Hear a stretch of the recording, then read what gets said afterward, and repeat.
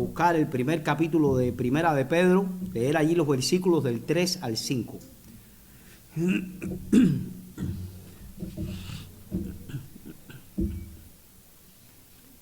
Primera de Pedro 1, versículos del 3 al 5. Dice la palabra de Dios allí: bendito el Dios y Padre de nuestro Señor Jesucristo, que según su grande misericordia nos hizo renacer para una esperanza viva por la resurrección de Jesucristo de los muertos, para una herencia incorruptible, incontaminada e inmarcesible, reservada en los cielos para vosotros, que sois guardados por el poder de Dios mediante la fe, para alcanzar la salvación que está preparada para ser manifestada en el tiempo postrero. Vamos a orar. Oh Señor, gracias por permitirnos estar aquí esta mañana y hablar de tu palabra. Oh Padre, bendice nuestras fuerzas y ayúdanos a que podamos hablar de ella con el denuedo y la fidelidad que son necesarias. Y permite también la humildad de nuestros corazones, que podamos estar postrados ante tu palabra. Bendice a tu iglesia, oh Señor, y permite que ella pueda ser el fundamento sobre el cual construyamos nuestras vidas para tu gloria. En el nombre de Cristo, amén. Hermanos, hay himnos que una vez que los escuchas y cantan, marca la vida de un creyente. Hay himnos que son esas composiciones que quedan para siempre, pues en el cuerpo de la letra de ese himno expresa mucho. Y si eso se puede hablar de composiciones humanas, de himnos que hacen las personas, cuánto más de textos que vienen como regalos del cielo envueltos en la maravillosa gracia de Dios. Este texto que acabamos de leer es una profunda y hermosa doxología, es un himno, un canto a la maravilla de la salvación. Este es un hermoso himno de alabanza, gozoso. Y no nos olvidemos, hermanos, que a los cristianos a los cuales se les dirigió originalmente este texto, estaban pasando una gran persecución por parte de Roma. Pablo se dirige a esos cristianos que estaban allí y de lo primero que le habla es de que son elegidos. Ese fue lo que vimos en el sermón anterior. Y ahora entonces nos encontramos con este maravilloso texto en Primera de Pedro. Cuando los cristianos de las 5 provincias comenzaron a sufrir por causa de su fe, algunos empezaron a tener dudas de si Dios los amaba. Si se daba cuenta de sus aflicciones, ¿será que Dios no se da cuenta de lo que está pasando? ¿O si podrían hacer algo al respecto? ¿Puede hacer algo Dios en medio de esta persecución? La respuesta de Pedro es prorrumpir en una doxología de alabanza, en un gran himno. En el original es en realidad una sola oración larga, un río de gloria ofrecido a Dios por su grandeza y sus magníficos regalos para gente indigna. Quizás no haya, hermanos, otro párrafo en las Escrituras que le dé más consuelo a un cristiano afligido o agonizante que este que tenemos delante de nosotros hoy. Pedro le recuerda a esos creyentes que ellos tienen una gozosa herencia que está reservado en los cielos para ellos. Ellos debían esperar en esto y debían poner sus esperanzas en esa herencia, según el texto. Cuando los cristianos, hermanos, están dolorosamente conscientes de lo que se les ha quitado, cuando están conscientes de que se les ha quitado la libertad, que se les ha quitado la dignidad, que se les ha quitado la salud o el dinero, es un consuelo recordar los tesoros que no se les pueden quitar. Mi querido hermano, la misericordia de Dios nadie te la puede quitar. El nuevo nacimiento nadie te la puede quitar. Y la herencia celestial que no puede perecer, ni estropear, ni desvanecerse, nadie te la puede quitar y tú la vas a recibir. Amén. El mercado puede caer, puede que no haya muchos alimentos, los edificios se pueden quemar, los bancos se pueden ir a la quiebra, los doctores se pueden equivocar, el amor a los familiares puede faltar, pero las buenas cosas que Cristo da nunca fallarán, porque están sobre la base de un hecho histórico irreversible, mi querido hermano. ¿Cuál es? Que Cristo resucitó de los muertos. Él vive, Cristo vive, y porque Él vive, tu esperanza también vive. Esa esperanza no sube ni baja como los precios de las divisas. No está sujeto a que hoy esté más cara o que mañana esté un poquitico menor. Esa esperanza es valiosa porque no se deriva de nuestros esfuerzos ni de nuestra personalidad, sino de Dios. Es el regalo de amor de Dios, no algo que se venda o que se deba. Y así la vida eterna que Dios promete está guardada, bien guardada. Este canto nos lleva a mirar más allá de nuestros problemas temporales y disfrutar de lo que somos en Cristo y de la herencia eterna que nos aguarda. Y hay al menos 5 cosas, hermanos, que Pedro nos dice de nuestra herencia eterna. Y lo vamos a ver brevemente en el sermón de hoy. El primero es que dice, bendito el Dios y Padre de nuestro Señor Jesucristo. Y vemos ahí 2 cosas. Primeramente, un grito de gozo al Dios y Padre de nuestro Señor Jesucristo. Bendito eres, Señor, bendito eres. Y también nos dice una cosa, que nuestra herencia ha sido dada por Dios. No hay condenación para los que están en Cristo Jesús.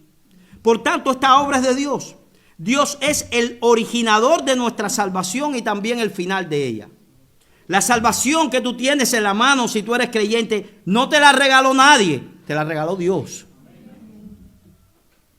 Un comentarista llama a este texto, es decir, bendito el Dios y Padre de nuestro Señor Jesucristo, una confesión enfocada, dice él. El uso que Pedro hace en el versículo 3 del nombre totalmente redentor de Cristo es como una confesión. Todo lo que la Biblia revela acerca del Salvador aparece en este título que nosotros vemos de Pedro. Por ejemplo, Señor lo identifica como gobernante soberano, nuestro Señor Jesucristo. Jesús como Hijo encarnado y Cristo como Rey y Mesías ungido. El apóstol personaliza este magnífico título con la simple inclusión del pronombre nuestro. Y yo no sé si tú te estás llevando a tu mente lo que esto significa. El gran Dios del universo, que se encarnó en un hombre y murió por los pecados. Ese Dios que merece toda honra y toda gloria en el mundo, que es un Dios exaltado, que es todopoderoso. Mi querido hermano, es nuestro. Y nuestro es un pronombre posesivo. Quiere decir que cuando nosotros decimos que algo es nuestro, es porque es de nuestra propiedad, nos pertenece. Dios le pertenece a su iglesia. Es nuestro. ¿Sabes eso, mi hermano? Hay muchas religiones que ven a un Dios lejano. Es una gran deidad. Nosotros no podemos llegar a ella, pero el Dios de verdad de las Escrituras no es así. Es un Dios nuestro. Es cercano a ti, a tu corazón. Y eso, mi querido hermano, nadie te lo puede quitar. El divino Señor del universo pertenece a todos los creyentes. Así como Jesús, que vivió, murió y resucitó por su iglesia, y así también el Cristo, el Mesías, a quien Dios ungió como Rey eterno, les concederá esa herencia gloriosa. Es nuestro. Ese Dios es tu Dios y nadie puede contra eso. Bendito el Dios y Padre de nuestro Señor Jesucristo.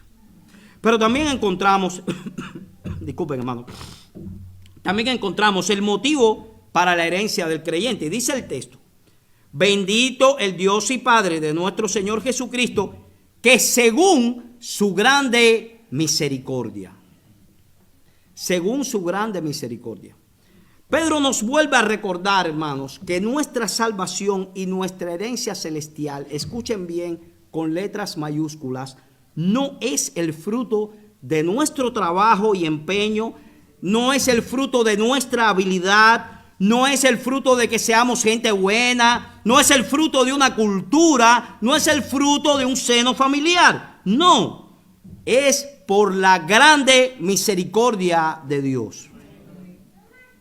No es por nuestras habilidades, no es por nuestra bondad, no es por nuestro carácter. Es que yo soy tan bueno y tan cariñoso. No, mi querido hermano. Es por la misericordia de Dios. La misericordia se centra en la miserable y lastimosa condición en la que nosotros estábamos cuando Dios tuvo compasión de nosotros. El Evangelio está motivado, mis queridos hermanos, por la compasión de Dios hacia los que estaban muertos en sus delitos y pecados. Muertos. Sin embargo, escuchen bien, es muy interesante que el apóstol Pedro no usa aquí la palabra gracia. Esa palabra gracia es muy usada por el apóstol Pablo para describir nuestra condición. Por ejemplo, hermanos, Pablo dice en Efesios 2, 1 y 8, y Él os dio vida a vosotros cuando estabais muertos en vuestros delitos y pecados. De hecho, si hay alguna visita hoy aquí que no es creyente, déjame decirte, espiritualmente, tú no estás enfermo, ni con un resfriado como el que tenemos muchos hoy. No, tú estás muerto en tus delitos y pecados. Espiritualmente tú estás muerto, por eso tú no puedes ver las bendiciones de Dios. Por eso tú no puedes ver la persona de Dios. Por eso tú no puedes ver la condición en la que tú te encuentras. Tiene Dios que darte vida. Y eso fue lo que hizo con los creyentes. Dice el versículo 8, porque por gracia sois salvos por medio de la fe, y esto no es de vosotros, pues es don de Dios. Pero escuchen cómo Pablo está enfocando aquí la salvación. Dice, por gracia. Sin embargo, Pedro no utiliza la palabra gracia. Pedro dice, bendito el Dios y Padre de nuestro Señor Jesucristo, que según su grande misericordia nos hizo renacer para una esperanza viva. Bien que hay un empleo de una palabra diferente, misericordia y gracia. Hermanos, estas son dos dimensiones enriquecedoras de la bendita verdad. Dice MacArthur, misericordia no es lo mismo que gracia. La misericordia tiene que ver con la condición miserable del individuo, mientras que la gracia tiene que ver con su culpa, lo que provoca tal condición miserable. ¿Qué quiere decir MacArthur con esto? Bueno, mis hermanos, que la misericordia divina lleva al pecador de la miseria a la gloria, un cambio de condición. Y la gracia nos lleva de la culpa a la absolución, que es un cambio de posición. ¿Y saben qué? Dios ha hecho ambas cosas en nosotros. Nos ha cambiado nuestra condición de miserables y nos ha absuelto de nuestros pecados. Bendito Dios y gran verdad, hermanos, que debemos tener presente y apropiarnos de ella. Nosotros éramos unos miserables espirituales y éramos unos criminales espirituales. Dios nos llevó de la miseria a la gloria, nos sacó de lo miserable que éramos y nos hizo sus hijos, y también nos perdonó todos los pecados que nos hacía ser criminales delante de Él, porque habíamos constantemente violado su ley. Hizo las dos cosas. En tercer lugar, hermanos, vemos en este texto también la apropiación de la herencia del creyente. Dice, nos hizo renacer para una esperanza viva por la resurrección de Jesucristo de los muertos. Y hablando de este mismo tema, hay un profeta del Antiguo Testamento que hizo una pregunta retórica muy interesante. Por ejemplo, nosotros podemos leer ahí en Jeremías 13, versículo 23. Dice Jeremías preguntando, ¿mudará el etíope su piel y el leopardo sus manchas? Así también podréis vosotros hacer bien estando habituados a hacer el mal. Obviamente la respuesta sería no, por eso es una pregunta retórica, porque todo el mundo sabe que no puede ser. No puede el leopardo ser de un solo color, al menos por su voluntad, no puede. Los leopardos siempre serán manchados, cada vez que nazcan manchados serán. Asimismo, el pecador no puede dejar de pecar.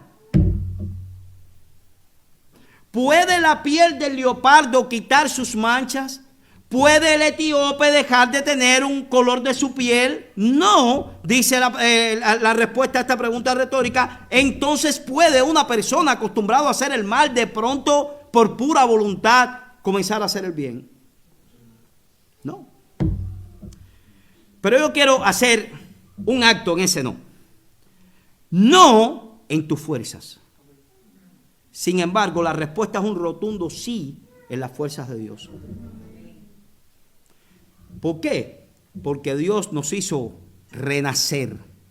Renacer. Eso fue lo que le dijo a Nicodemo Cristo en Juan 3, del 1 al 15. Vamos ahí un momentico. Vamos a este relato. Juan 3, del 1 al 15, dice: había un hombre de los fariseos que se llamaba Nicodemo, un principal entre los judíos. Este vino a Jesús de noche y le dijo: Rabí, sabemos que has venido de Dios como maestro, porque nadie puede hacer las señales que tú haces si no está Dios con él. Respondiendo Jesús le dijo: de cierto te digo, que el que no naciere de nuevo, la palabra renacer, no puede ver el reino de Dios. Nicodemo le dijo: ¿cómo puede un hombre nacer siendo viejo? ¿Puede acaso entrar por segunda vez en el vientre de su madre y nacer? Respondiendo Jesús: de cierto te digo, que el que no naciere del agua y del Espíritu no puede entrar en el reino de Dios. Hasta aquí, hermanos, vayan entendiendo que hay una condición en la que no se puede entrar al reino de Dios si no renacemos, ¿verdad? Lo que es nacido de la carne, dice Cristo, carne es, y lo que es nacido del Espíritu, Espíritu es. Hay una diferencia de nacimientos aquí. Uno es carnal y el otro es espiritual. No te maravilles de que te dije, os es necesario nacer de nuevo, renacer de nuevo. El viento sopla de donde quiere y oye su sonido, mas ni sabe de dónde viene ni a dónde va. Así es todo el que es nacido del Espíritu. Respondiendo Nicodemo le dijo: ¿cómo puede hacerse esto? Respondiendo Jesús le dijo: ¿eres tú maestro de Israel y no sabes esto? Tú te sabes tantas cosas y no sabes eso. De cierto te digo que lo que sabemos hablamos y lo que hemos visto testificamos, y no recibís nuestro testimonio. Si os he dicho cosas terrenales y no creéis, ¿cómo creeréis si os dijera las celestiales? Nadie subió al cielo sino el que descendió del cielo, el Hijo del Hombre que está en el cielo. Y como Moisés levantó la serpiente en el desierto, así es necesario que el Hijo del Hombre sea levantado, para que todo aquel que en él cree no se pierda, mas tenga vida eterna. No sé si has entendido hasta ahora, mi querido hermano, la palabra renacer. No vamos a hacer un estudio detallado del texto, porque para eso tendríamos que hacer sermones diferentes. Es un texto muy rico. Pero una idea sí podemos decir de manera general. Nicodemo, tú no puedes nacer de nuevo en tus fuerzas. Tú estás muerto en tus delitos y pecados. Tú estás muerto en tu carne espiritualmente. Sin embargo, el Espíritu Santo sí puede darte un nuevo nacimiento. ¿Qué cosa es el nuevo nacimiento? Un cambio de corazón. Tú tienes un corazón, mi querido amigo que estás aquí hoy, desobediente a la palabra de Dios. Eres una persona que estás de espaldas a su palabra, es una persona que estás de espaldas a su persona, quieres seguir viviendo tu vida independientemente de lo que Dios diga, estás en rebeldía contra Él. Así que tienes un corazón de piedra delante de Dios. Pero nosotros clamamos para que Dios, ese corazón de piedra, esta es una operación que no se ve como las cirugías modernas. Es decir, no hay una mesa con doctores que te abren el corazón. No, Dios los hace misericordiosa y extraordinariamente de manera espiritual. Tú te darías cuenta, y los que están delante de ti también. Comenzarás a ver a Dios de otra manera, a la ley de Dios de otra manera y a la iglesia de otra manera. Y al final terminarás viendo la vida de otra manera, porque tendrás propósito y esperanza. Dios nos hizo renacer, hermanos. Nacimos de nuevo en la regeneración del corazón. Yo quiero llevarles a un pensamiento. Si tú eres creyente y estás aquí hoy, si ya Dios regeneró tu corazón, lo hizo de una manera extraordinaria. Lo hizo de una manera en la que tú comenzaste a clamar al Dios que antes era tu enemigo. Increíble, extraordinario. Si hizo lo más difícil, no podrá hacer todo lo demás, hermano.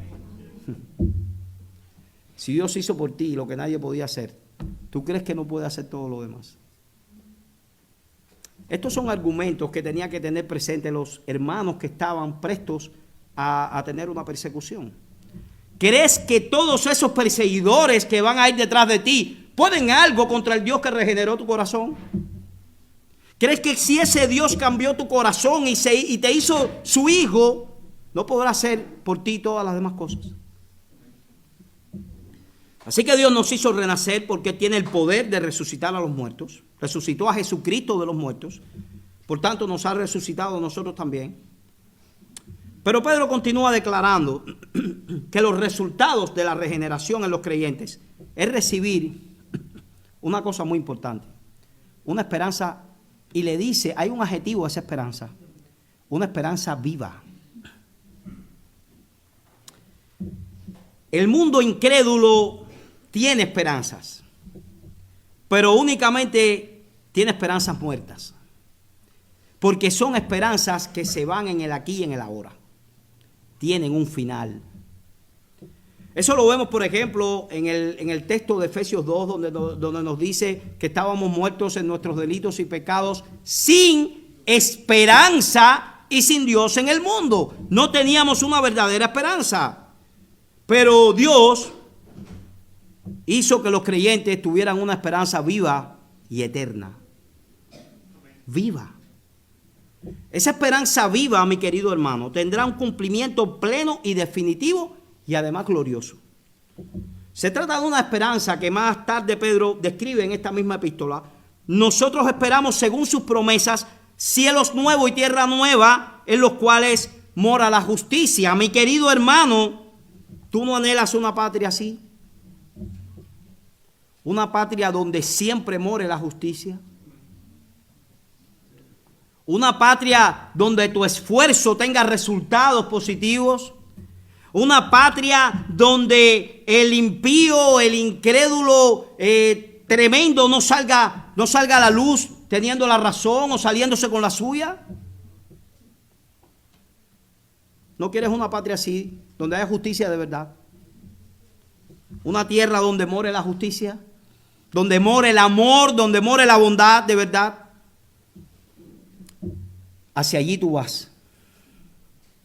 Esa es la herencia. También tenemos en cuarto lugar, hermanos, la naturaleza de la herencia del creyente.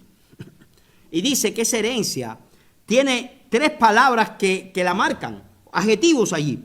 Para una herencia incorruptible, incontaminada e inmarcesible. Esta es la clave de este texto, hermanos. La palabra herencia. ¿Qué cosa es una herencia? Herencia es una riqueza transmitida. Por ejemplo, cuando usted hereda una finca, una casa, eso es un bien material que le transmitió su padre, que le transmitieron sus padres a usted. No era suyo, usted lo adquirió en herencia. Bien, es un legado que alguien recibe como miembro de una familia. Y Pedro nos da la descripción de esa herencia que Dios les ha legado a los creyentes, a sus hijos. Por ejemplo, nos dice que esa herencia es incorruptible. ¿Saben lo que quiere decir esta palabra?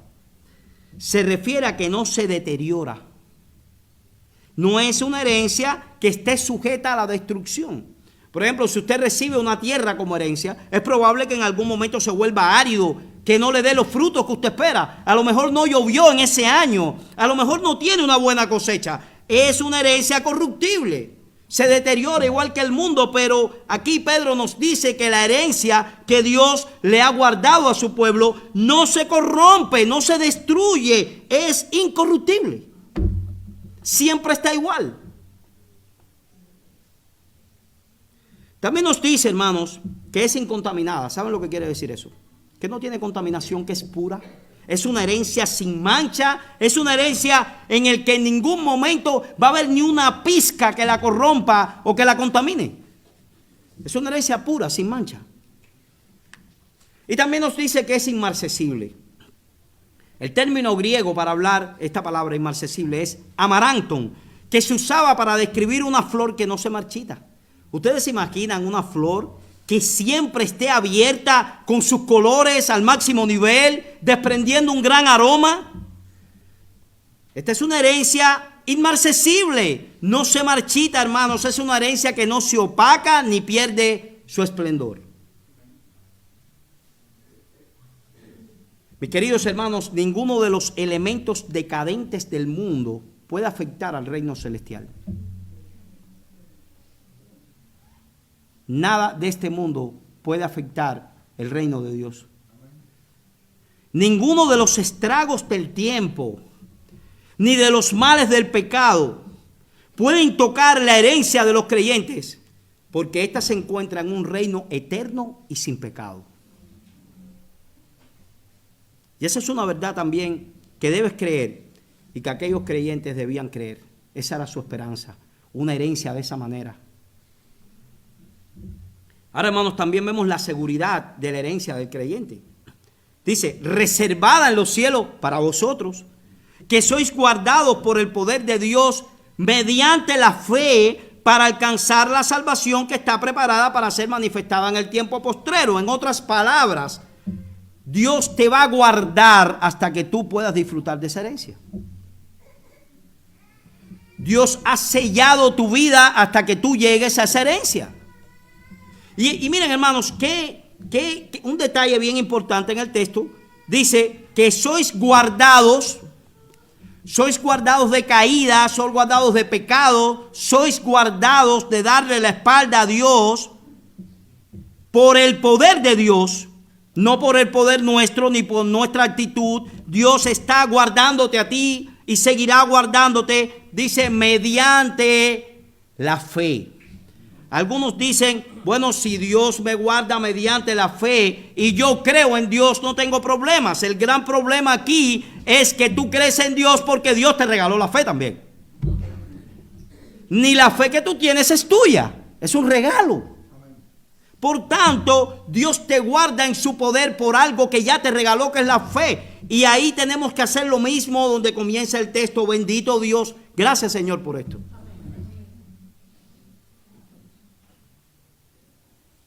¿No te ha llamado la atención, mi querido hermano, cuando los tiempos están difíciles, cómo los creyentes, muchos creyentes que conocemos, perseveran y perseveran y perseveran?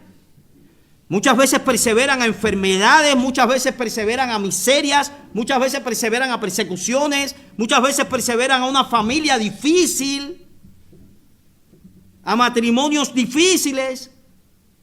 Y perseveran. ¿Saben por qué? Porque son guardados por el poder de Dios mediante la fe. Es una confianza obediente en su Señor. Hermano mío, si tú eres un verdadero creyente, tu salvación, tu herencia eterna está, escuchen la palabra, en mayúscula y con comillas a los dos lados. Segura en los cielos. Segura en los cielos. No hay manera que alguien te quite esa herencia. No va a venir un heredero de última hora.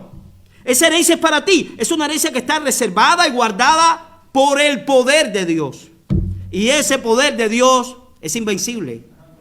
Tú tienes tu herencia. Esto es una herencia segura para ti. Hermanos, la salvación es una obra continua y perfecta de Dios en los elegidos. Miren la salvación cronológicamente. Cuando hablo cronológicamente estoy hablando de tiempo, ¿verdad? Tiempo ordenado. Tiene tres fases o aspectos que ocurren de manera continua en la manera de actuar de Dios con sus elegidos. Por ejemplo, el aspecto pasado de la salvación. ¿Qué cosa es eso? Es la justificación.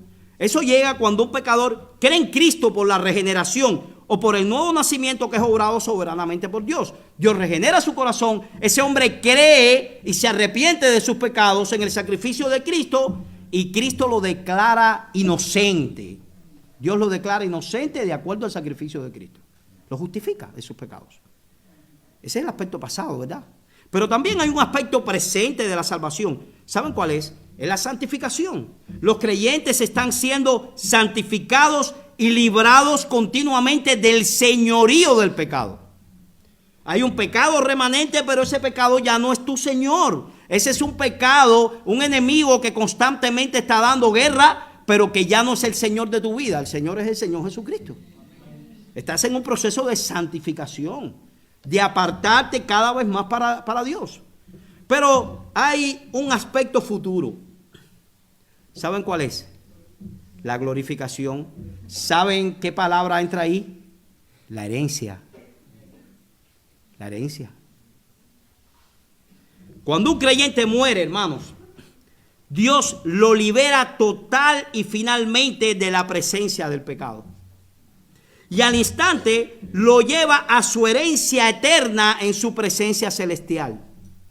Pablo expresó con gran elocuencia a Timoteo su confianza personal en la seguridad de su herencia futura. Él le dice: y el Señor me librará de toda obra mala y me preservará para su reino celestial. A Él sea la gloria por los siglos de los siglos. Amén. Segunda de Timoteo 4:18.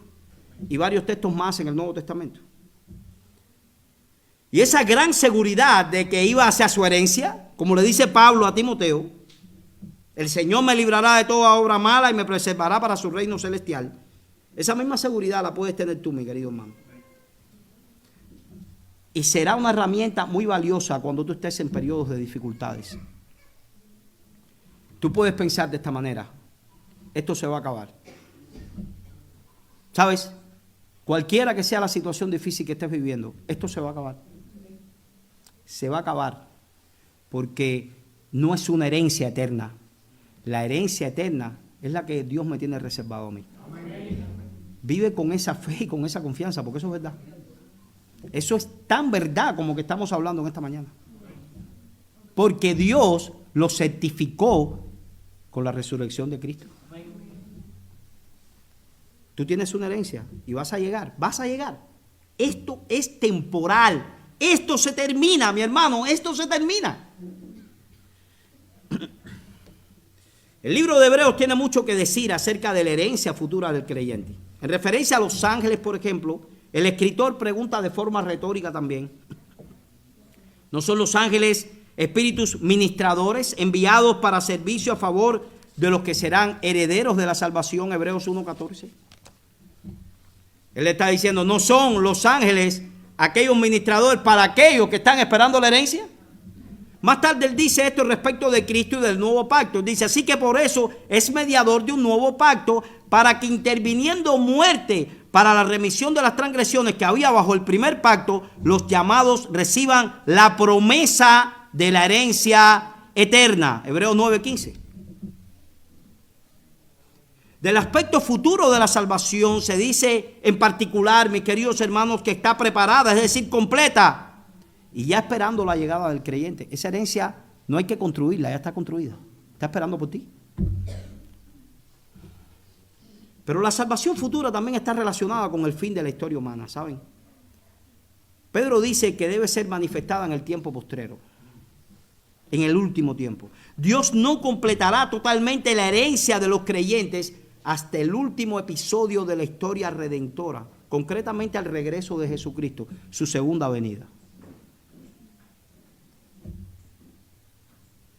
Mis hermanos, los creyentes verdaderos están en ese proceso, en esa cadena continua de la salvación. Siguen viviendo en una gran tensión, en el ya, pero el todavía no. Ya están prontos a la herencia, pero todavía no ha llegado, no se ha consumado completamente. En la segunda venida de Jesucristo, este mundo será renovado y tendremos la herencia completa, con cuerpos glorificados. Hemos sido regenerados, estamos siendo santificados y seremos glorificados para alcanzar la salvación que está preparada para ser manifestada en el tiempo postrero. Mi pregunta es: ¿puede un creyente verdadero caer de ese estado, de ese proceso santificador, de esa cadena de la salvación? ¿Puede un creyente verdadero ser estorbado en el camino y no llegar a la herencia? Hay un rotundo no, no y no. Romanos 8, 28 al 30. Y sabemos que a los que aman a Dios, todas las cosas le ayudan a bien. Esto es a los que a su propósito, a los que conforme a su propósito son llamados.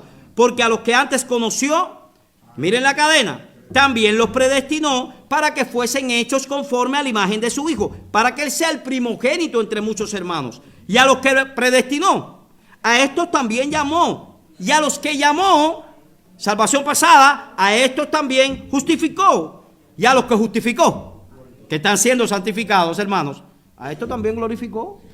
No hay manera que tú hayas sido justificado y que no llegues a la glorificación.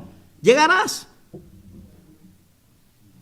Así como originalmente el Señor mismo fue la herencia de los levitas, hermanos, la tribu sacerdotal de Israel, así también es la herencia del sacerdocio real de Cristo.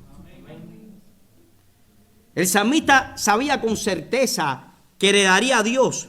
En el Salmo 16, 5 al 6 dice: Jehová es la porción de mi herencia y de mi copa. Tú sustentas mi suerte, dice el salmista. Las cuerdas me cayeron en lugares deleitosos y es hermosa la heredad que me ha tocado. Dios era su herencia. Y tenía un mundo que iba a heredar donde mora la justicia. El profeta Jeremías, incluso en los tiempos más difíciles, captó firmemente el mismo concepto.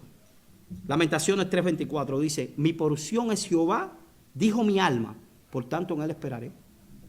¿Cuál es mi esperanza? Jehová, mi porción. Los cristianos, mis queridos hermanos, también son herederos de Dios con Cristo. El Espíritu mismo da testimonio a nuestro espíritu de que somos hijos de Dios. Y si hijos, ¿qué dice el texto? También herederos. Herederos de Dios y coherederos con Cristo. Así, si es que padecemos juntamente con Él, para que juntamente con Él seamos glorificados. ¿Ven cómo los padecimientos están aquí? Tenemos que padecer juntamente con Cristo. Los cristianos poseen algunos de los beneficios de la salvación en esta vida, mis queridos hermanos, pero la gran plenitud de la redención está por venir. Dios ha prometido glorias indescriptibles en la perfección eterna del cielo, que un día serán la experiencia consciente de todo creyente. Mi querido hermano, lo mejor está por llegar. No ha llegado. Él es la fuente de la herencia del cristiano.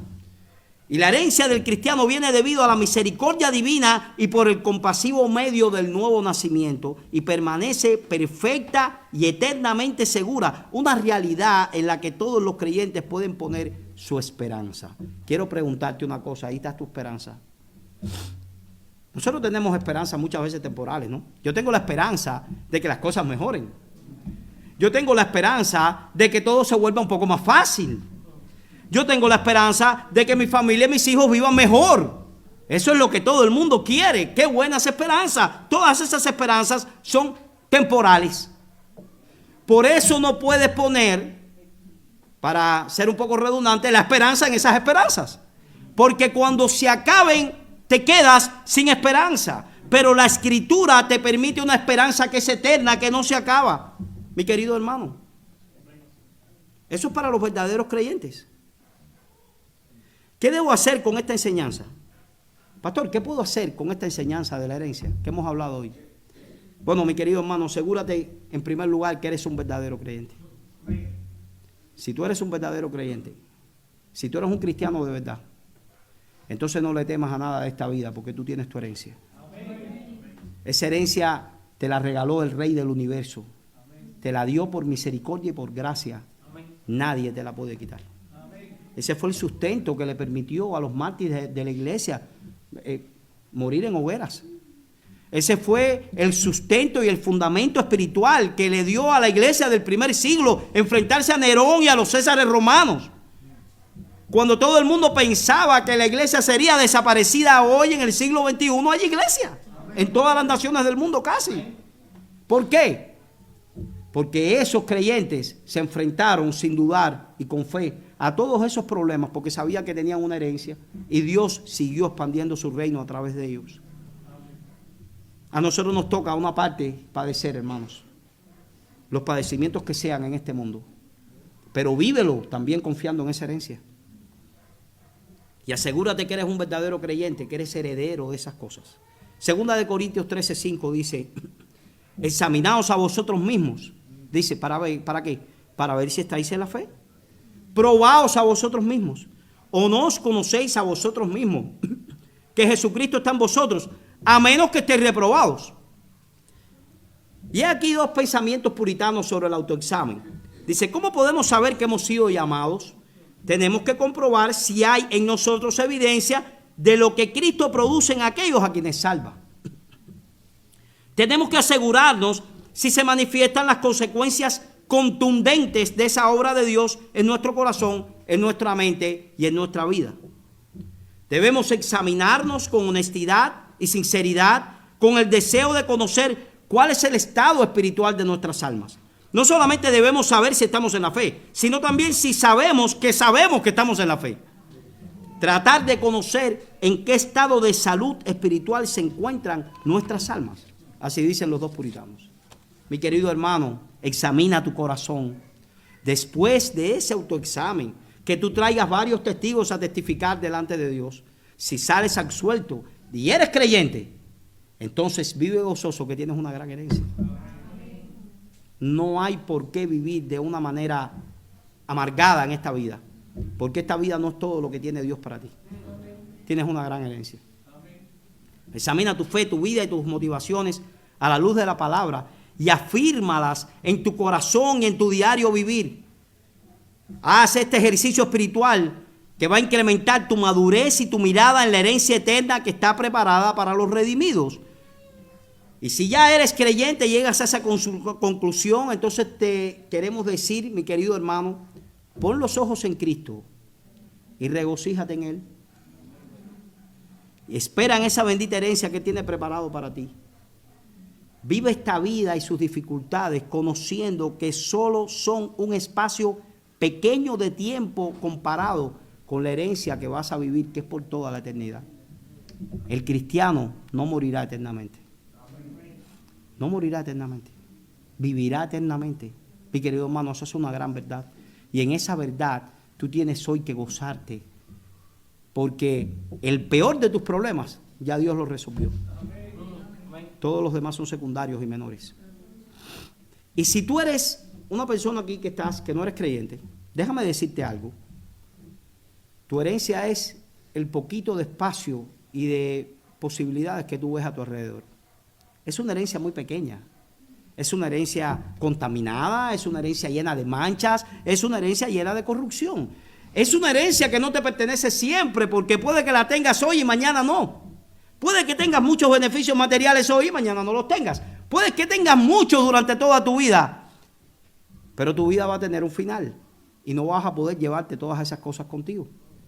Muchas personas viven en esta vida como si estuvieran atornillados al suelo, y eso no es así.